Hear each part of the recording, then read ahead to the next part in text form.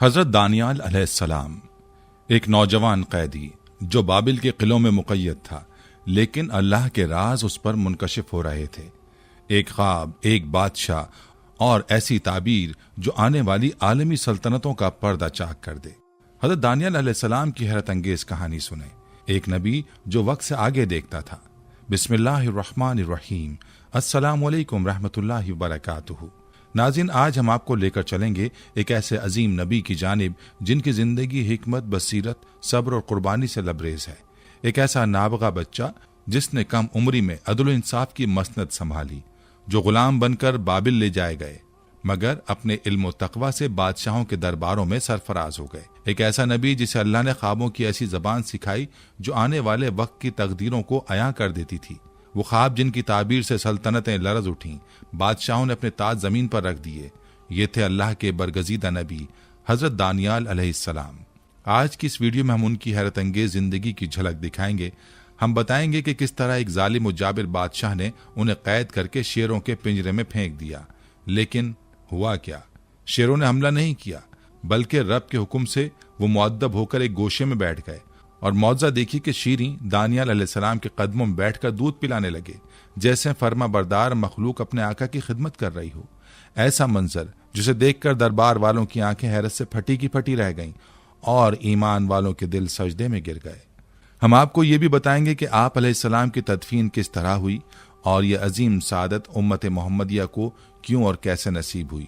ये वाक़यात सिर्फ कहानियां नहीं बल्कि ईमान को जगाने वाले वो लम्हे हैं जो दिल की ज़मीन को नर्म कर देते हैं।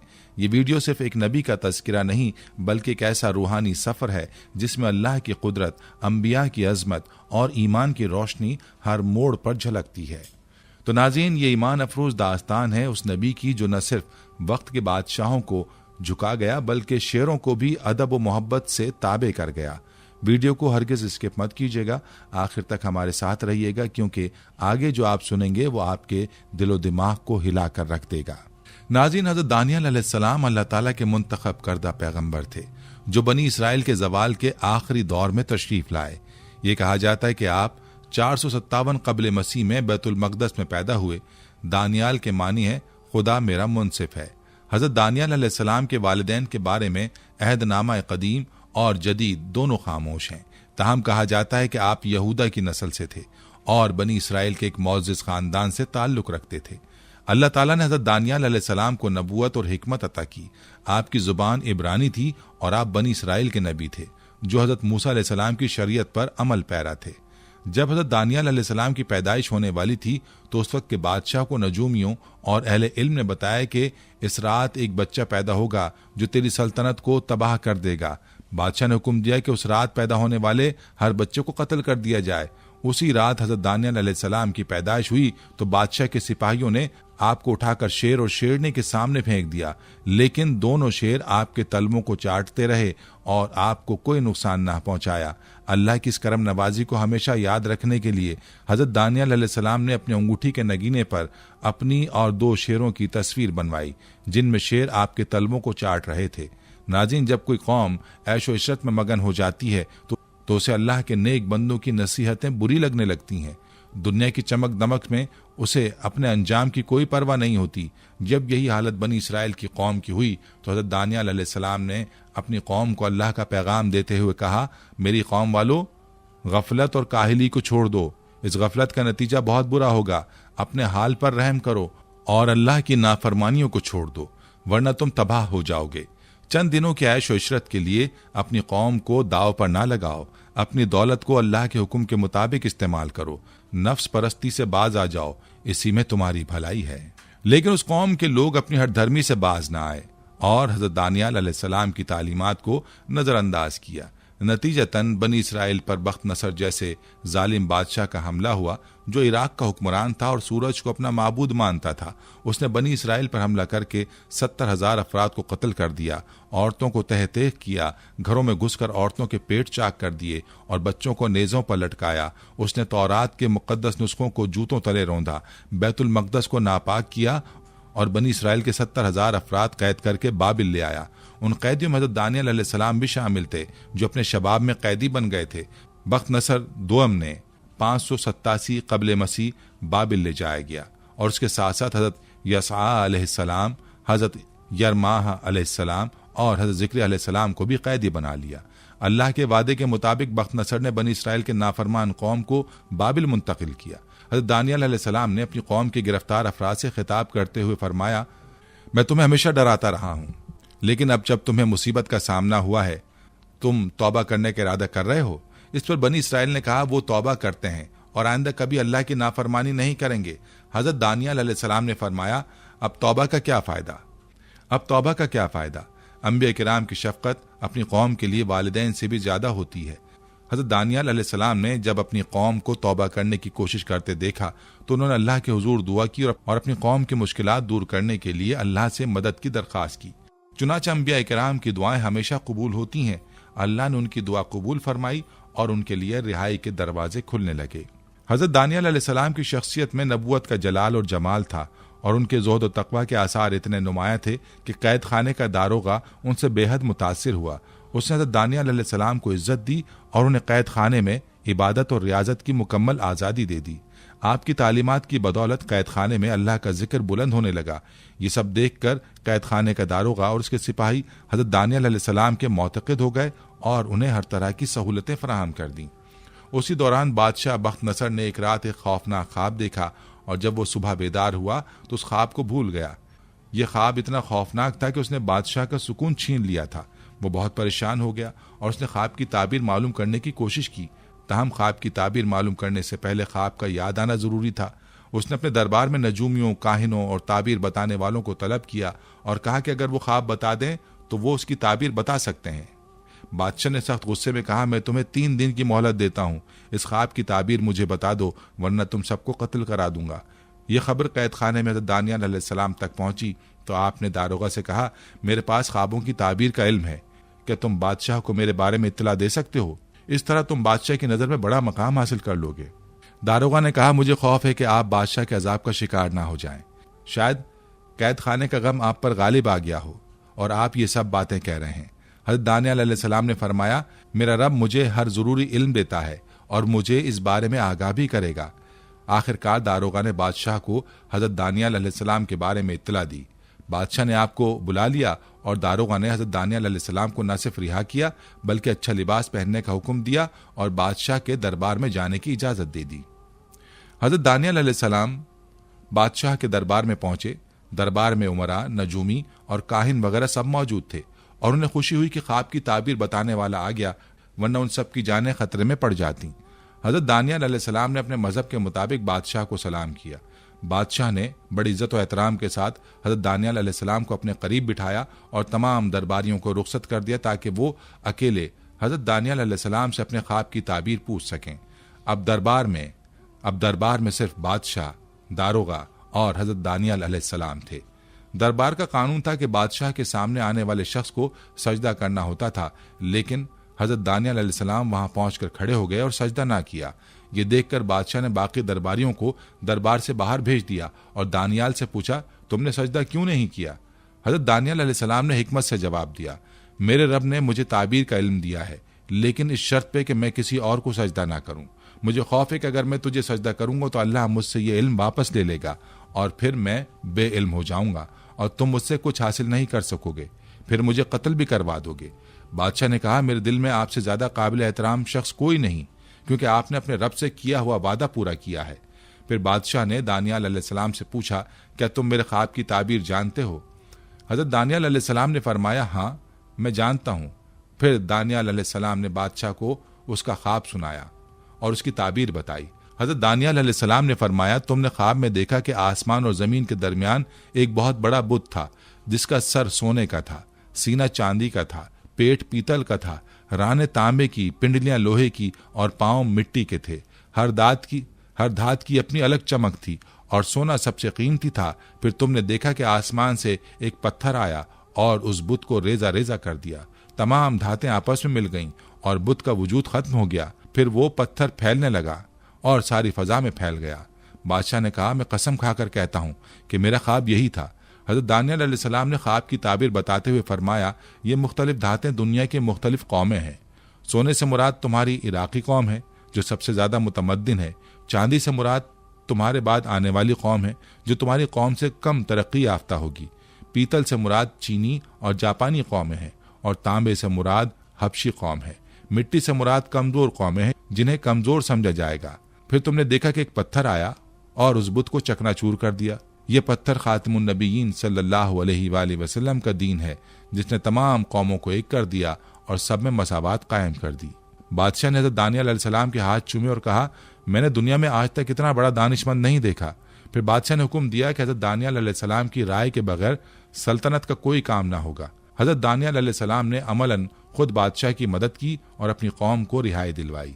नाज़रीन, ये एक हकीकत है कि जो लोग अल्लाह के अहकाम पर अमल पैरा होते हैं और नबी अलैहिस्सलाम की हिदायत को अपनाते हुए अपनी ज़िंदगी को गुजारने की कोशिश करते हैं, वो दुनिया में सुकून और सकीना की ज़िंदगी पाते हैं। उनकी ज़िंदगी में अमन, खुशी और बरकतें होती हैं।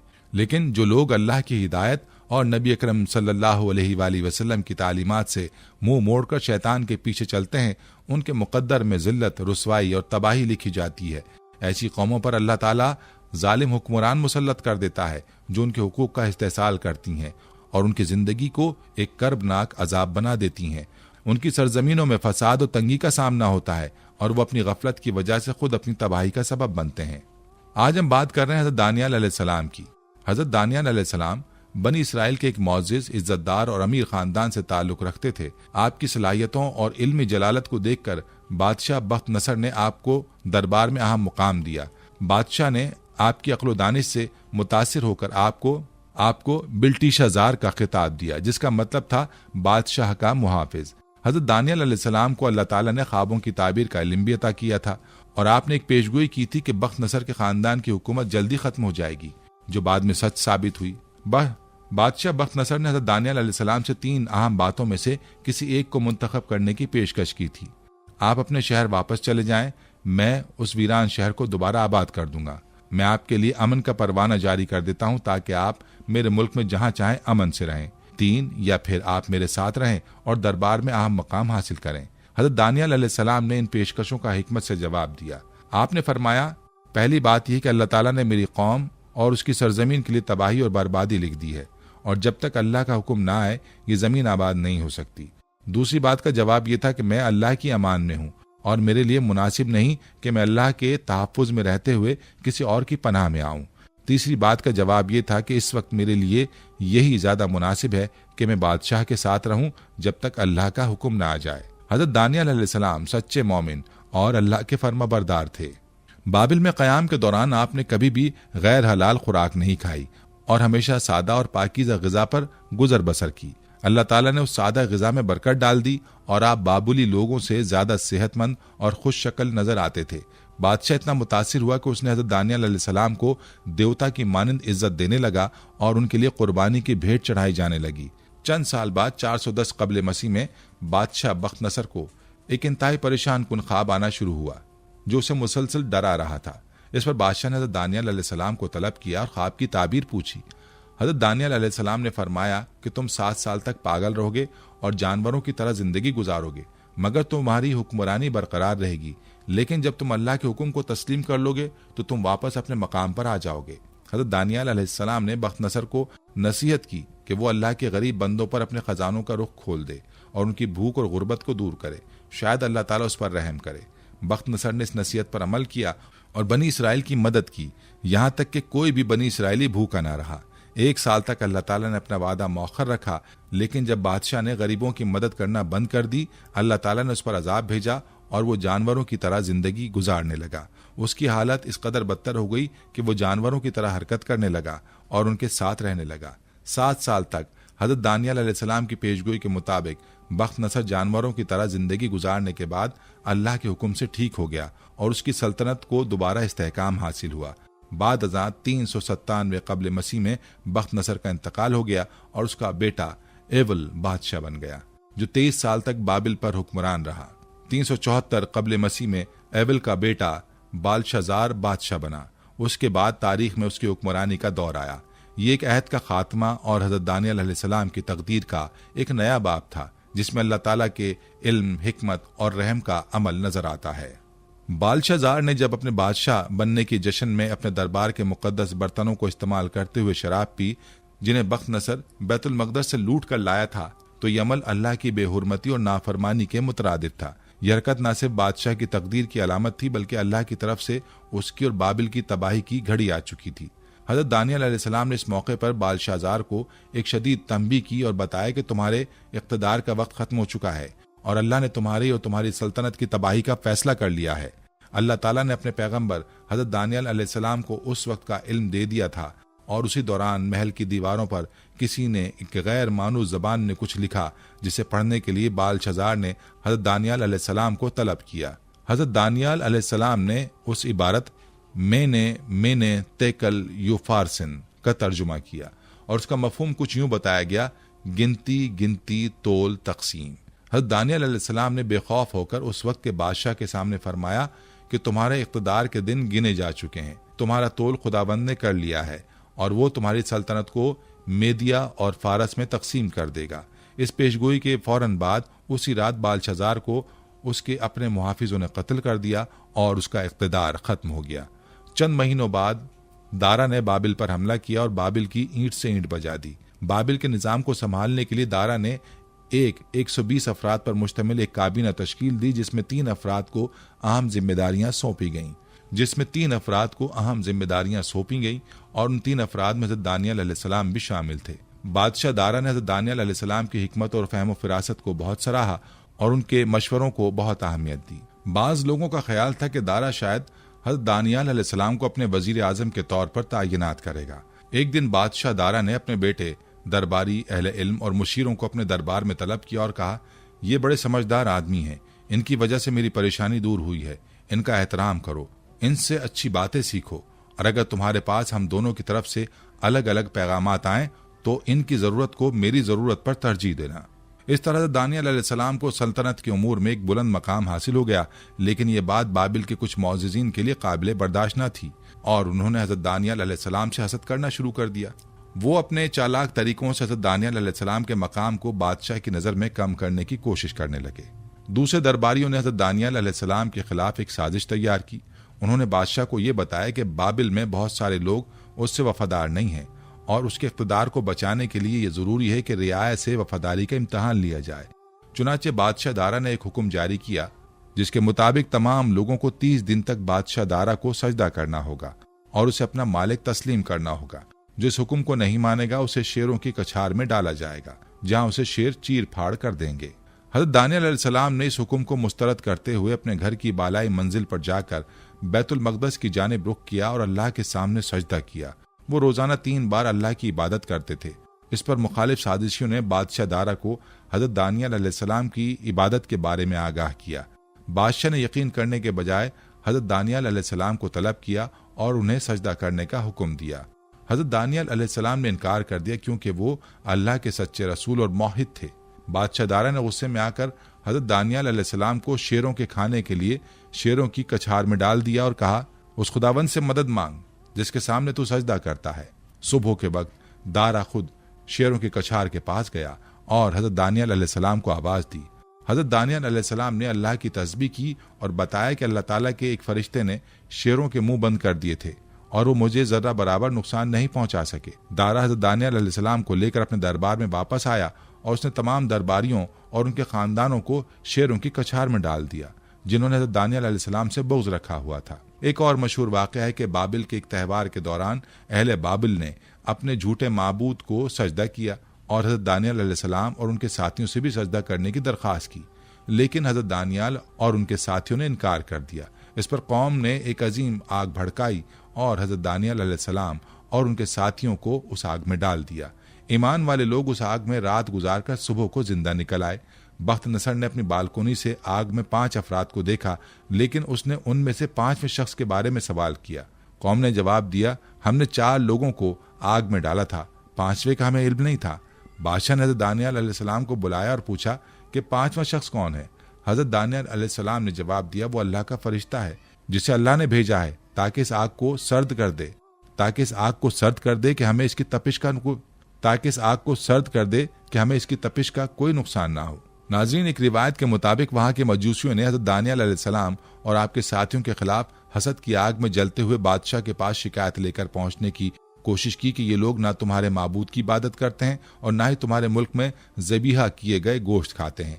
इस पर बादशाह ने हुक्म दिया कि इन 6 मोमिनों को एक कुएं में डाल दिया जाए और उस कुएं में एक भूखा शेर भी डाला जाए ताकि वो उन मोमिनों को खा जाए।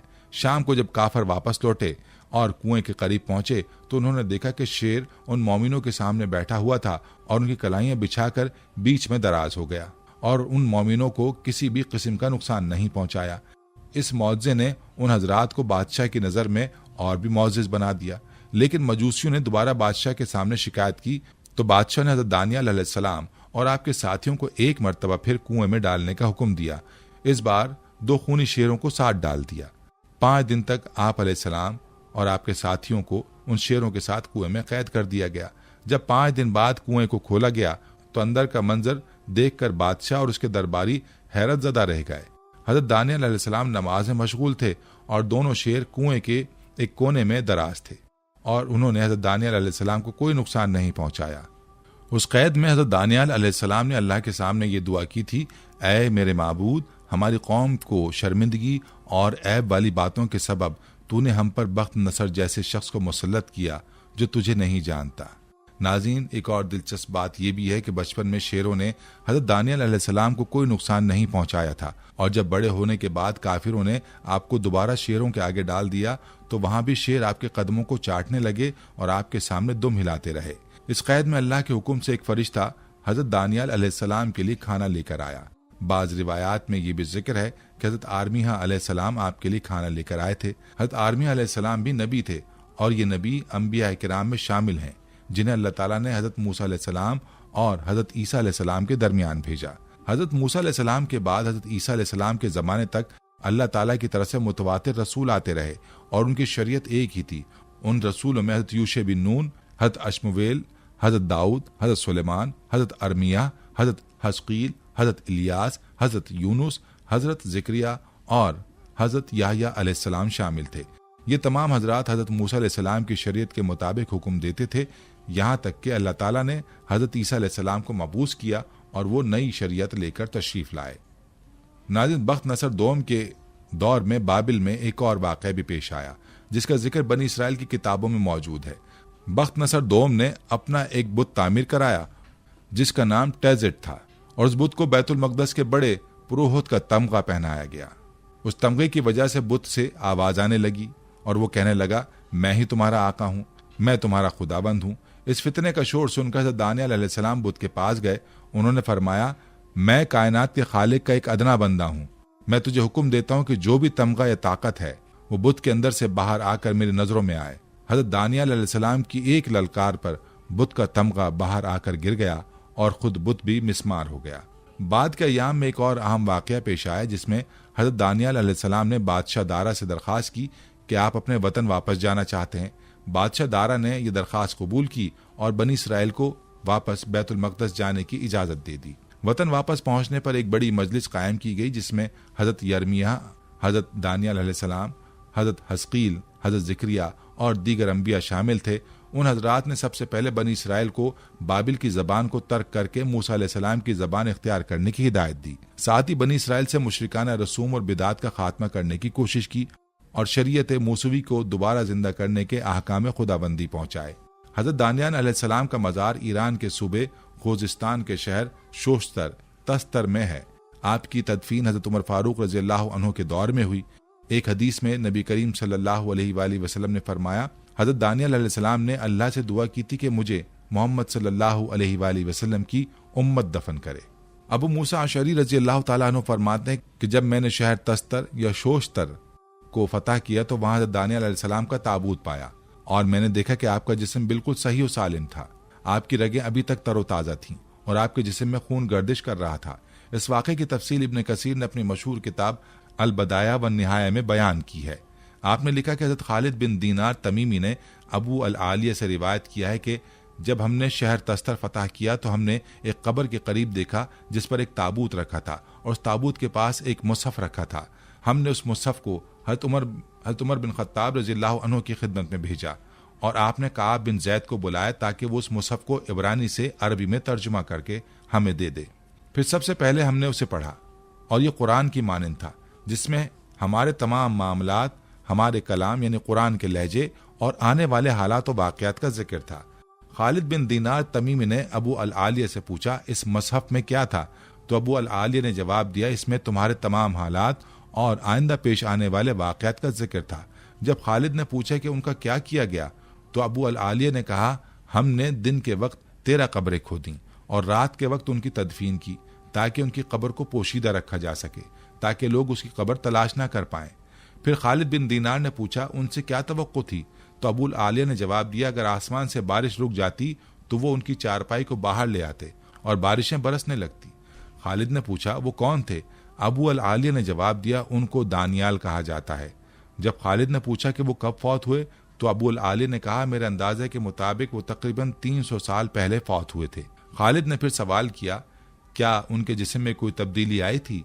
अबू अल आलिया ने कहा, सिर्फ उनकी गुद्दी पर कुछ बाल तब्दील हो गए थे, क्योंकि जमीन अंबिया किराम के जिस्मों को नहीं खाती और उनके जिस्म बोसीदा नहीं होते और ना ही दरिंदे उनको खाते हैं। नाज़रीन, अबू मूसा अशअरी ने इस ताबूत के साथ एक मटका भी पाया जिसमें चर्बी, दरहम और एक अंगूठी थी। अबू मूसा अशअरी ने रशिया के बारे में एक तफसीली खत अमीरुल मोमिनीन हज़रत उमर बिन खत्ताब रज़ी अल्लाहु अन्हु को लिखा और आपने जवाब में फरमाया कि चर्बी और मुसहफ को हमारी तरफ भेज दो और अपने इलाके के लोगों को हुक्म दो कि वो इस चर्बी के साथ सेहतियाबी तलब करें। दरहम जो कि 10,000 थे कि लोगों में तकसीम कर दो और अंगूठी तुम अपने पास रख लो, वो नफिल के तौर पर तुम्हें दे दी गई है।